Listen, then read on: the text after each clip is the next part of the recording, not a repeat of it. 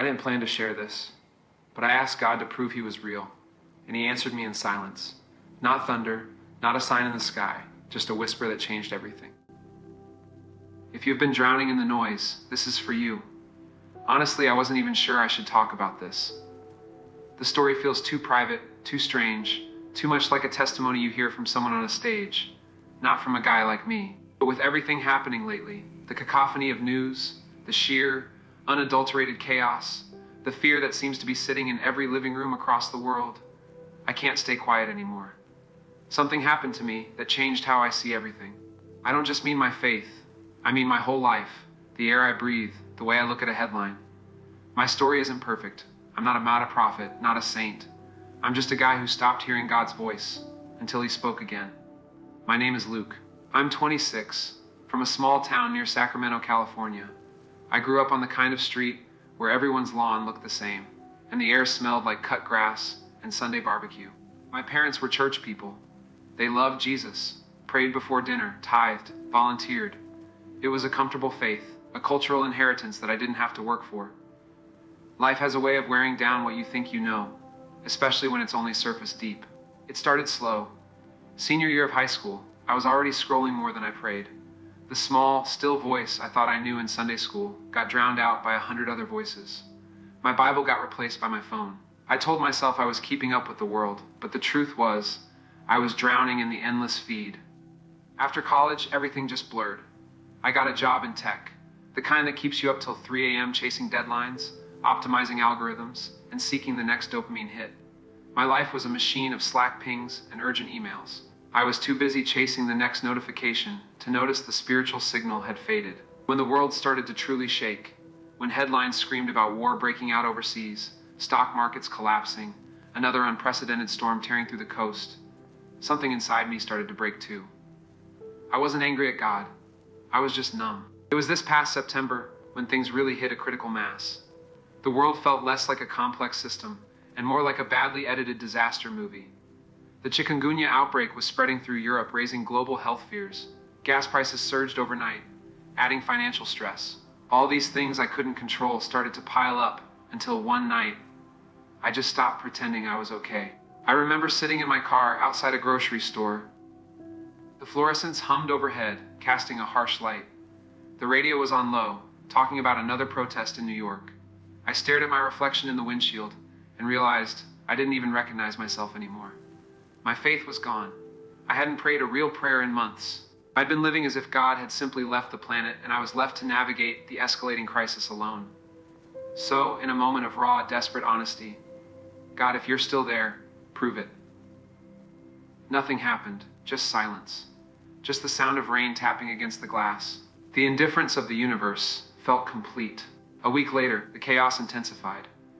I saw a late-night alert about new cyber disruptions and thought about the St. Paul attack this summer and how U.S. cyber defenses have been strained lately. People were panicking online. By morning, the headlines were a whirlwind. Ceasefire talks were close but not done, and more strikes overnight in the Middle East. Then another severe tornado outbreak in the Midwest. Everything felt fragile. Every pillar of stability was shaking. And somehow, all of that static, all of that overwhelming data pushed me not to more fear, but to a single, crystalline, quiet question. What are you doing, God?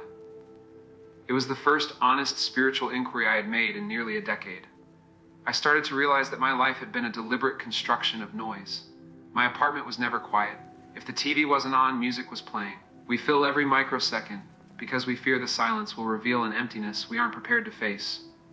My silence wasn't a lack of God speaking. It was a refusal to create the space to hear Him. One night, unable to sleep, I put on my hoodie and walked to the park near my apartment. It was midnight. I sat down on a wet bench under a flickering streetlight. God, I whispered into the cold air, my voice cracking. I don't even know how to find you anymore. I've forgotten the way back.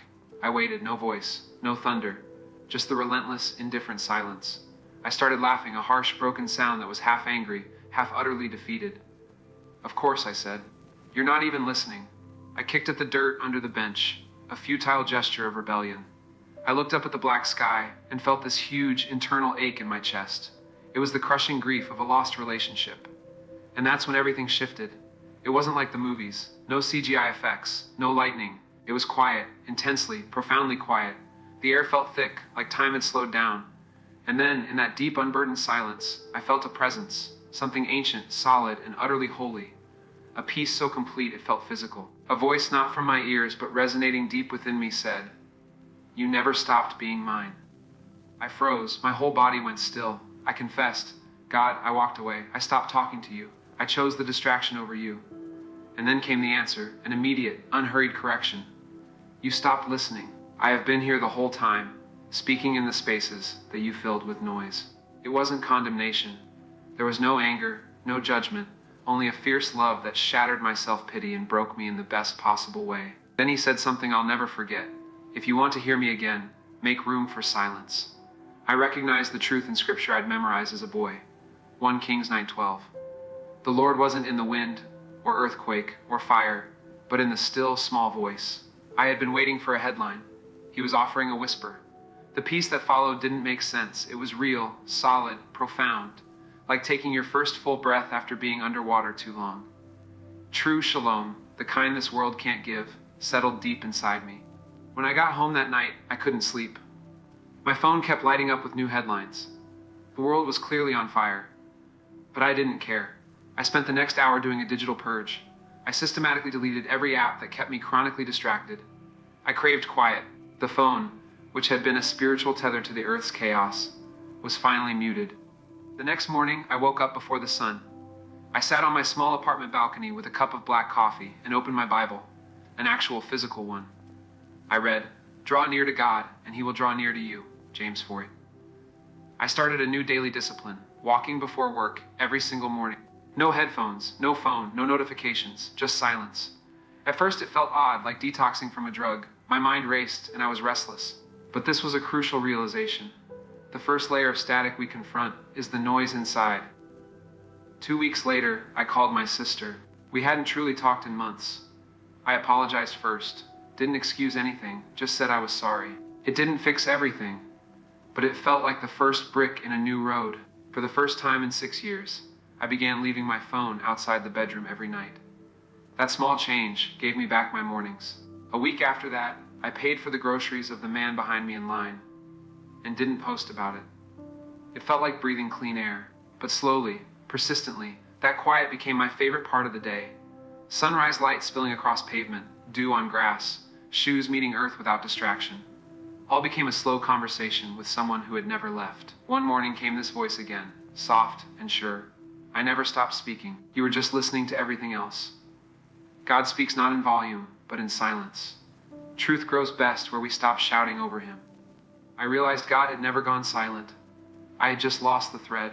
He was always here, in the ordinary, in the mundane, in the pauses, in the emptiness. My faith wasn't a list of activities or behaviors, but an ongoing, eternal conversation, a silent dialogue with the one who never stopped speaking. What I had written off as global chaos was God pruning. He was clearing out what I trusted more than him. And I found my answer later in Hebrews. Yet once more indicates the removal of what is shaken, so that the unshakable may remain. Hebrews 12:27. The chaos wasn't punishment, it was invitation. The shaking was divine mercy, forcing my attention from the broken world to the one holding it. We've all believed this lie, that volume equals truth. We assume if something is loud enough, it must matter. But in his presence, I learned, truth is quiet. It's not thunder, it's breath. Not a crashing wave, just a seed cracking underground. I needed the mountains to fall, the news to burn. I needed everything loud enough to finally stop and listen, because God speaks best when we are still and empty inside. And now, every morning silence isn't empty anymore. It's full of him. Over the next few weeks, I started changing more small, profound things. I prayed again, not eloquent prayers, but raw, honest dialogue. I realized silence isn't just for hearing God. It's the doorway to real community. When you're quiet enough to hear his still voice, you also become quiet enough to hear the pain and hope in someone else's whisper. I reconnected with friends. One told me about spontaneous prayer gatherings downtown every Friday night. I went, saw hundreds kneeling on cold concrete, united in vulnerability, and thought, maybe the silence of God wasn't empty at all. Maybe it was waiting for us to stop shouting so this could begin. Driving home that night, a billboard flashed, "Faith rising in hard times." I smiled, Because yes, that's exactly what was happening. In the last few weeks, something strange has been happening online. Amid the chaos, shutdown talks, protests, people are talking about faith again. Raw testimonies from teens, clips of revival meetings spreading like wildfire. It's like something is breaking open. Maybe that's what this season is. The shaking before the awakening. Now when I see headlines, I don't see hopelessness. I see invitation. God is still speaking through it all, whispering what he said on that bench. You never stopped being mine. The louder the world screams, the quieter I become. The more chaotic it gets, the more solid my peace feels. Not because things are fixed, but because I'm anchored to what can't be shaken. I've moved my reality from screens to spirit. The silence that once terrified me is now my refuge. God wasn't absent. He was inviting me into deep communion, one surrendered distraction at a time. His whisper cuts through the noise, not because it's loud, but because it's true. And I cling to Paul's words. The peace of God, which surpasses all understanding, will guard your hearts and minds in Christ Jesus. Philippians 4:7. That peace isn't found scrolling. It's found stilling. If you're wondering why God feels silent, maybe he's just waiting for you to stop running. Maybe the chaos is his kindness, to force your attention back to him. You were never lost. You were only listening to everything but him. And here's the truth that changed everything. The deepest battles are won not in noise, but in silence. My former life was spent in a digital cage. Phones were my altars, notifications my false liturgies. I heard a testimony once about digital slaves and realized that was my life. I wasn't free because I got to pick what apps to open. I was just a slave choosing between masters. My mind was branded with endless static, but the silence was my liberation. That quiet park bench became my sacred space, the antidote to an unending addiction.